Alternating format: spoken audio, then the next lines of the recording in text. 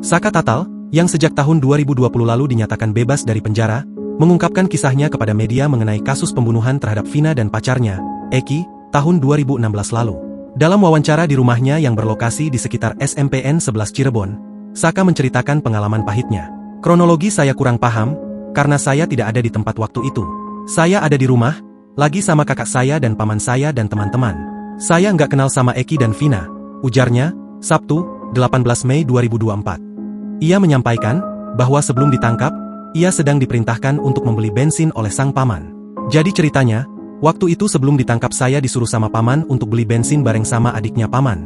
Setelah isi bensin, saya niat nganterin motor paman itu. Pas baru nyampe, sudah ada polisi, ucapnya. Menurutnya, ia menjadi korban penangkapan tanpa alasan yang jelas. Saya sudah jelasin, saya waktu itu cuma nganterin motor ke paman, ikut ketangkep juga, tanpa penyebab apapun, tanpa penjelasan apapun, langsung dibawa, ujar dia dengan nada getir. Di kantor Polres, Saka mengaku mengalami penyiksaan yang memaksanya untuk mengakui perbuatan yang tidak ia lakukan. Nyampe kantor Polres, saya langsung dipukulin, suruh mengakui yang nggak saya lakuin. Saya dipukulin, diinjak, segala macam sampai saya disetrum. Yang mukulnya pokoknya anggota polisi, cuma nggak tahu namanya. Karena nggak kuat dari siksaan, saya akhirnya mengaku juga, terpaksa, nggak kuat lagi, katanya.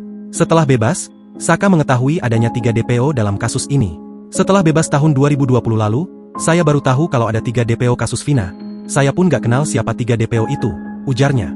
Saka juga menegaskan bahwa ia bukan anggota geng motor dan tidak memiliki motor sama sekali. Saya itu intinya nggak ikutan geng motor. Saya nggak punya motor sama sekali, ucap pemuda 15 tahun kala kejadian itu. Melalui kisah ini, Saka berharap dapat memulihkan nama baiknya. Dengan kejadian ini, saya pengen nama baik saya bagus lagi, seperti dulu lagi, karena saya sekarang susah nyari kerja. Seharusnya saya bisa sekolah, kerja jadi malah kayak gini, ujar dia dengan harapan yang besar. Sekadar diketahui, Saka menjadi salah satu dari 8 orang yang ditangkap dalam kasus pembunuhan dan ruda paksa Vina dan pacarnya Eki tahun 2016 lalu. Saat peristiwa itu terjadi, Saka satu-satunya tersangka yang masih berusia di bawah umur.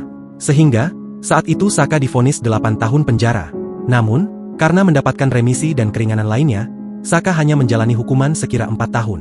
Adapun, 7 terpidana lainnya tervonis hukuman penjara seumur hidup. Mereka adalah Eko Ramdhani, Hadi Saputra Kasanah, Jaya, Eka Sandi, Supriyanto, Sudirman, dan Rivaldi Aditya Wardhana alias Ucil. Download Tribun X sekarang, menghadirkan lokal menjadi Indonesia.